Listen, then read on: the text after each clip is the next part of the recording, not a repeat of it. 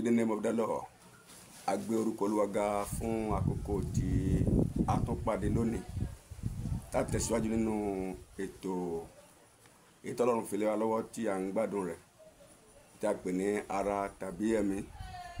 Àdúrà mi ni wípé ọ̀run ìyìn rere tí ìgbàlà Jésù tó mú òdodo lọ́wọ́, tó ń ṣe ìwòsàn ìdáǹdè, ìtúsílẹ̀ àti ìpalẹ̀mọ́ ọkàn fún ìjọba Ọlọ́run yóò ṣe déédéé wa lórúkọ la Jésù. Inú ìrere nígbà tí a bá gbà bó jẹ́ ká gbà, gbogbo ohun tí èèyàn nílò láyé àti lọ́run ló ń bẹ nínú rẹ̀. Ẹ̀gbàdo ní kò sí ohun tí yóò fà sẹ́yìn lọ́dọ̀ àwọn tí rìn déédéé, torí pé a ti yàn láti rìn déédéé. Àwọn tó jẹ́ ẹ̀tọ́ wa àtẹ̀dùn ọkàn wa Ọlọ́run ó bá wọn pàdé lórúkọ la Jésù Kristi Olúwa wa. Jẹ́ a kú dédé àkókò yìí kíbi tí a ti láǹfààní àti máa gbọ́ wa. Ètò wa, ètò yín ara tàbí ẹ̀mí, gbọ́n àgbàlá tí a máa gbé ẹ̀wò lónìí ó ní ó sọ nípa gbígbìn àti kíkórè. Eléyìí ni ó mú wa lọ sínú ìwé Gálátíà orí 6 ẹsẹ̀ 7 àti ẹsẹ̀ 8 tó kà báyìí wípé ó ní ṣùgbọ́n kí a má sì tàn yín jẹ. A kò lè gan Ọlọ́run. Bó lè ṣe lè gan Ọlọ́run? Pé yẹn pẹ̀ gan Ọlọ́run. Ó ní a lè gan. Ìyẹn ni pé tí yẹn bá pinnu pé yẹn ti fẹ́ gan, a jẹ́ pé Olúwa rẹ̀ ń gan ara rẹ̀ ni. Ọ̀dọ̀ ìgbà tí yẹn bá fẹ́ lóun ó tan Ọlọ́run tó yẹ pé ń tan ara rẹ̀. Ìgbà tí yẹn bá rò pé èèyàn ṣe kankan, ìdàkejì ẹ̀ ni ó rí. Ẹni bẹ́ẹ̀ lè ń ṣàlàyé ní báyìí ní gígàn tí ń sọ. Ìgbà tí yẹn bá gbé ìgbésẹ̀ kan tó wá rò pé ìdàkejì ìgbésẹ̀ yẹn lòun ó rí, tí bẹ́ẹ̀ lè ń sọ nìyẹn. Pé gẹ́gẹ́ bí èèyàn bá ti gbé ìgbésẹ̀, bẹ́ẹ̀ náà ni rìsọ́ọ̀tì tí ó rí. Yorùbá sọ pé ẹni tó bá dá mi tútù síwájú ó fẹ́ tẹ̀lé tútù. Tútù ni ẹ bá dà, èyí ẹni pé ó ṣeé ṣe kó jẹ́ pé omi ilẹ̀ tútù náà ló máa tẹ̀, tó wá dé pé gbóná ló dà síwájú. Gbogbo ohun tó ń ṣẹlẹ̀ náà ni pé omi ilẹ̀ gbígbóná ló máa tẹ̀, ló ṣe láàlè gan Ọlọ́run. Ẹ jẹ́ ká fi yẹn sí ọkàn. Ó ní ẹ má ṣe tan ara yín jẹ, a kò lè gan Ọlọ́run. Ẹ rí pé tó kọ́kọ́ sọ lápá àkọ́kọ́ yẹn má tan ara yín jẹ, a lè gan o. Ó ní nítorí ohunkóhun tí ènìyàn bá fúrúgbìn òun náà ni yóò ká. Nítorí ẹni tí ó bá fúrúgbìn sípa ti ara, nípa ti ara ni yóò ká ìdìbàjẹ́. Ṣùgbọ́n ẹni tí ó bá fúrúgbìn sípa ti ẹ̀mí, nípa ẹ̀mí ni yóò ká ìyè àìnípẹ̀kun. Ohun méjì ni irúgbìn yìí. Irúgbìn nínú ara yóò ká ìdìbàjẹ́, irúgbìn nínú ẹ̀mí yóò ká ìyè àìnípẹ̀kun. Ó wá lóhunkóhun tí a bá fúrúgbìn kò láàká. A rí òfin ìfúrúgbìn nínú ayé tá a wà yìí. Àgbàdo ibi tí a bá gbìn sí, a lè retí ọsàn níbẹ̀. Ibi tí a bá gbìn ọsàn sí, a lè ká ìbẹ́pẹ níbẹ̀. Ibi tí a bá gbìn ọ̀pẹ sí, ẹ lè ká obì níbẹ̀. Nítorí náà ló jẹ́ pé òfin tí ó yé wa ni. Tí a bá dẹ̀ wo àwọn tó ń lọ sílé ìwé náà àbáwọn ọ̀mọ̀wé, wọ́n ní oríṣiríṣi òfin tó rọ̀ mọ́ iṣẹ́ kọ̀ọ̀kan. Ẹni tó wá lọ jẹ́ pé èdè àbí language lọ́lọ́ study, ó ní òfin tó gbé èdè ró. Ẹni tó bá lọ sí kọ̀ǹpútà àbí ITC, jẹ́ pé nǹkan ordinateur ló ń bá lọ, nǹkan kọ̀ǹpútà ló ń bá lọ, ó ní language rẹ̀ tó yàtọ̀ sí ti language èdè. Ẹni wá pé sáyẹ́ǹsì ìmọ̀ ìjìnlẹ̀ ló ń bá lọ, òun náà ní gbajúmọ̀ èdè tí wọ́n fi dá mọ̀. So bí a bá rí orílẹ̀-èdè ìlú, ó ní language tí wọ́n fi láàrin Yorùbá pàápàá.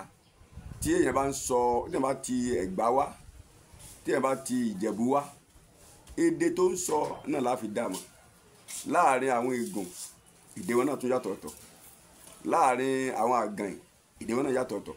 So Bíbélì jẹ́ kó yé wa pé ká má ṣe tan ara wa jẹ, ohun tá a bá fúrúgbìn òun la ó ká. So nítorí pé òfin wà tí ó de ohun gbogbo. Bá a bá ju nǹkan sókè, bí ó bá ti há sórí igi, ilẹ̀ náà ni ó wà. Bá a ṣe há sórí igi, níjọ́ igi bá kú, tí igi yẹn wó lulẹ̀, òun náà wálẹ̀ nìyẹn. So dandan ni pé tí èèyàn bá gbé ti sókè wálẹ̀ náà ni. Ẹnikẹ́ni tí a bá ti bí nínú ènìyàn, dandan náà ni pé ọjọ́ wà fún pé yóò kú. Gbogbo àwọn òfin yìí ní ń ṣẹlẹ̀ lójú wa lójoojúmọ́. Ó wá lè pẹ́, ó dẹ̀ lè yá. Ṣùgbọ́n ká mọ̀ pé òfin kan wà tó de ohun gbogbo nǹkan.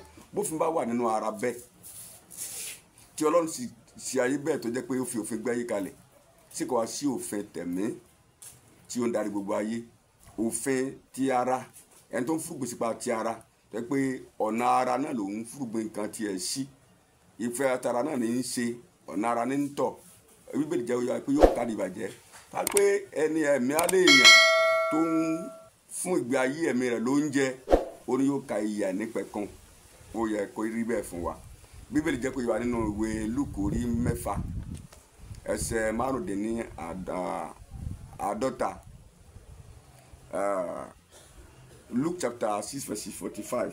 Ìwé ní ènìyàn rere láti inú ìṣúra rere ọkàn rẹ̀ ní í mú ohun rere jáde wá, àti ẹni búburú láti inú ìṣúra búburú ọkàn rẹ̀ ní í mú ohun búburú jáde wá, nítorí láti inú ọ̀pọ̀lọpọ̀ ọkàn ní ẹnu rẹ̀ ti ń sọ.